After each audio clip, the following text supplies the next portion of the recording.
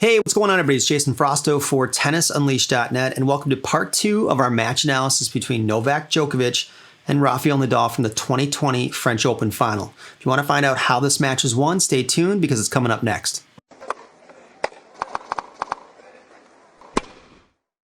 In our Schwartzman versus Nadal match analysis from Rome, we pointed out that Schwartzman hit behind Nadal as an effective tactic to wrong foot him. The question is, could Nadal do the same thing to Djokovic at the French Open? So here we have the first point between Nadal serving on the near side and Djokovic returning on the far side. Let's see what happens here. Serves a little bit wide. Djokovic here is stretching just a little bit to get this return, right? So we see that right here. He's reaching for it a little uncomfortable. Hits the return with some good pace. And what Djokovic tends to do when he's in these wider reaching positions, he tends to frequently sprint back in the other direction and get the ball hit to the open court. But Nadal here, kind of knowing that and sensing that, taking a cue out of the Schwartzman playbook, he decides to go behind Djokovic, right? And we can see as Nadal's contacting, Djokovic is splitting and going this way. So by the time Djokovic lands, he's going to be off balance already. He lands, Djokovic is off balance here in a tough position. Nadal has already got the ball crossing the net on this side. That means Djokovic has to reach, right? So again, he's instantly on defense and he's slicing because Nadal hit behind him. Hits another weak ball here with the slice, and that gives Nadal all sorts of time to step around and hit his favorite shot. And what's his favorite shot? It's that huge forehand, right? From this contact point and the position of his body, my guess is he's going inside out here. And that would again be behind Djokovic because Djokovic is moving this way. You can see him going that direction with his body weight. He's already going over here. So let's see what happens. Hits behind him for the winner. So again, wide serve. Djokovic is a little bit reaching. When he tends to be in these positions, he tends to scramble back to the open court. Nadal hits behind, immediately wrong foots him, uses a simple tactic. Hit behind people that move well. People that move well guess a lot. Steps around, inside out forehand. Djokovic is again guessing here. Hits behind and then finishes. And on both of these shots, right, Nadal didn't even have to hit a small target. Both of the shots here, the first one here is a big target safely in the court. And the second one here is also a big target. All right, let's move on to the next point example here. Nadal returning deep from zone 5. Djokovic serving on the other side here. Body serve. Don't see that often in the men's game. Nadal loops it up, right? Because, all right, Nadal's in a tough position where he's kind of dancing around the ball. Doesn't have any good positioning, so he loops it high to give himself time to get into the court and start the point. He wants to give himself a chance. Djokovic goes pretty high risk, right? Immediately goes for a small target. And again, if you haven't seen videos on this channel, the red area here is the small target area that's 2 or less feet from the single sideline. Anything inside this area is considered a big target, and those are safer shots in the court. Nadal's in a tough position, and what did he do a lot of times when he was in these tough positions? He looped balls high over the net, because as we talked about a little bit earlier, he may have lost a step or two physically as far as his pure movement speed, but he's getting around that by looping balls and giving himself time to get back in the court, okay? So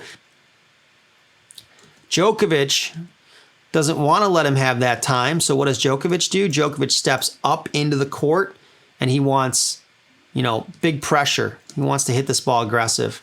Again, we've got Nadal here in a tough spot, and what I say is, typically, you want to keep your head roughly in line with your hips, like a little more over here when you're striking the ball. Nadal is not doing that. He's hunched over and leaning over, which typically would tell you that's a really bad situation for him. Unfortunately for Djokovic, Nadal does this all the time and he hits this really well. So he looks really uncomfortable and like he's in a horrible position, which would make you think he's going to go cross court, because if you're in a bad spot, you usually want to hit the high percentage shot. Nadal's actually not in a poor position here. He likes to hit his backhand like this from these tough positions. Rifles it behind Djokovic. Look where Djokovic is going, right? As Nadal's making contact, Novak's going this way. He has no clue it's going over here. That's not what Nadal tends to do. boom, rifle shot, and now the point is immediately switched. We go from Djokovic hitting a small target and applying pressure, Djokovic stepping up inside the baseline to get aggressive and take time, to one shot behind him, and suddenly he is now hunched over in a really, really bad spot. He's great from these spots, but let's see what happens with this shot. This time it's a tough one, right? It's short inside zone 1, so that's just feast, meal, dinner for Nadal. Boom, down the line. Loves his down the line forehand. Djokovic is scrambling. Looks like it could be a lob. It is. And how do we know it was a lob that time? We knew it was a lob because of the angle of the racket face. It's a huge giveaway. As he was going to hit the ball, the racket face was wide open, right? So that gives away intent. You can see it happening here. And Nadal goes back, hits the overhead. Djokovic here, to his credit, that's an amazing, amazing guess and stretch. That's incredible athleticism and hands. And he hits that ball deep, which is even more remarkable. Djokovic is freakish on defense as well, right? It's not just Nadal. Nadal scrambles back, and what does Nadal do?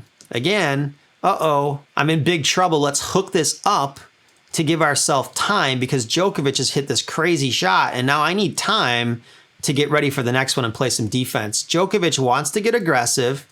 He's actually hitting the ball here above shoulder height, which is pretty rare, but he's doing it, and hits this ball with some heavy spin. Nadal goes down the line again, loopy, and Djokovic bails out with the drop shot. And this time, again, it's a poor choice. And the reason I say it's a poor choice is because look at Nadal's position. He's relatively close to the baseline, and he was on the previous point as well. He's not back in zone 5 where you'd want to see him the furthest part back in the court. He's anticipating short, and he's already close to the baseline. This is a bailout by Djokovic. So drop shot here. Nadal's there in plenty of time. He slides into this really comfortably, and then he disguises it so well. Look at Nadal. This is a great thing. Look at Nadal's head and where he's looking. He's looking straight ahead this way. And Djokovic is actually going this way because he's looking at his head. He's looking at what his head's doing. His head's telling him this. And Nadal's doing that on purpose. He's trying to fake him out. And then Nadal goes the other way. And by the time Djokovic realizes it, it's by him. That's remarkable. That's incredible. The ability there to hold it and make him think you're going here. And really, you're going to go over there.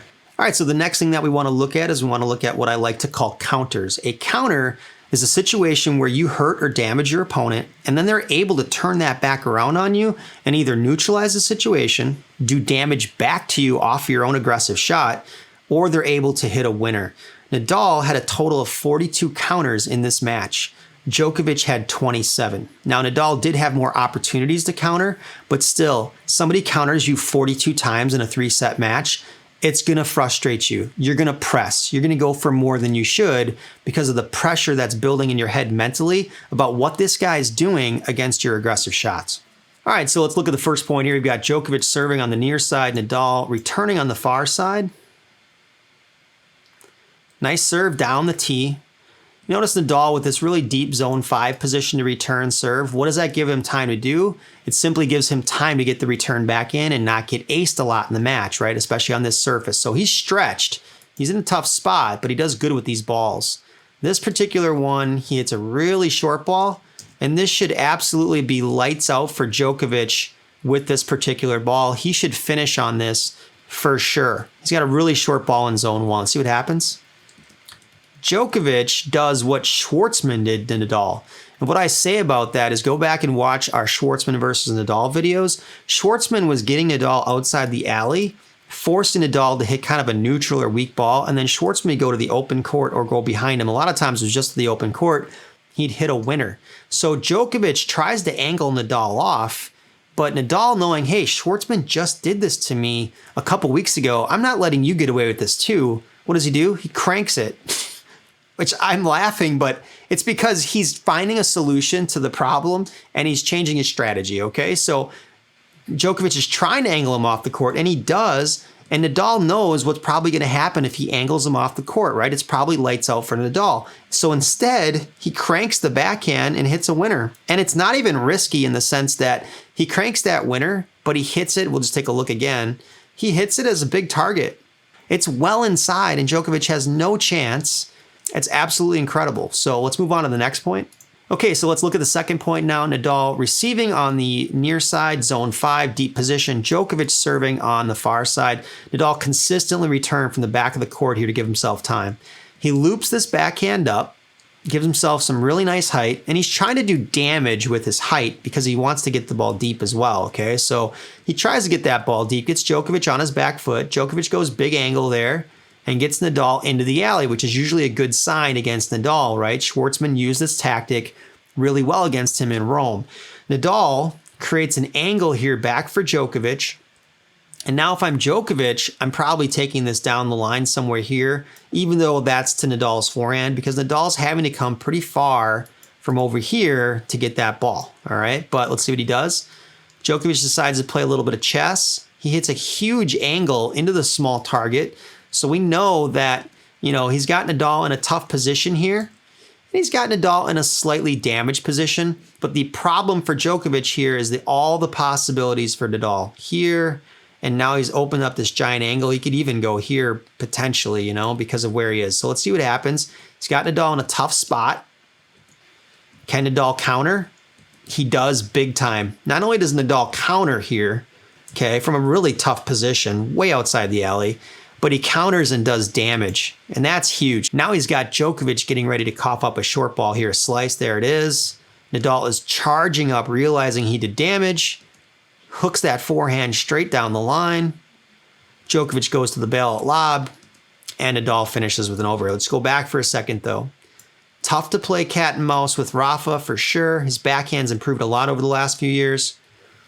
Djokovic does put him in a tough spot, but again, Nadal's ability from here, who can hit this angle from here? Not very many people. And not just hit it, but damage you from here. It's crazy. Does it, stretches him, approaches, and then he finishes it off. Again, just amazing ability from Nadal to counter from these positions.